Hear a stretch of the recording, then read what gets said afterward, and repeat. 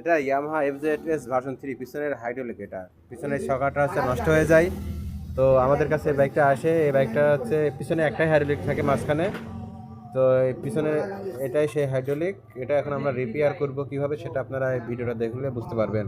আর এটা আমরা সম্পূর্ণ রিপেয়ার করার পরে 6 মাসের গ্যারান্টি দিয়ে থাকি। আসলে একটা হাইড্রোলিক পুনরায় কিনতে গেলে প্রচুর অনেক টাকা দাম, বাট অল্প কিছু খরচের মাধ্যমে এই হাইড্রোলিকটা পুনরায় রিপেয়ার করা যায়। তো এটা আমরা সেই কাজটাই করলাম, রিপেয়ার করে দিলাম। এই বাইকটা এখন লাগাই দিলে পারে এই বাইকটা আবার নতুনের মতো চলবে। নতুন কালে যেরকম হাইড্রোলিক খেলতো, যেরকম পাঞ্চ করতো, সেম আগের মতোই কাজ করবে।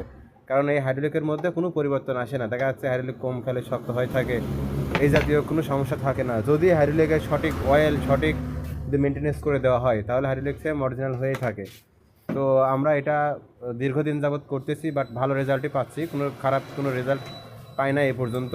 বিশেষ করে বড় হাইড্রোলিকগুলো, যেগুলো বড় গাড়ির পিছনে সিঙ্গেল একটাই হাইড্রোলিক থাকে, সেই গাড়িগুলোর পারফরমেন্স অনেক ভালো পাচ্ছি।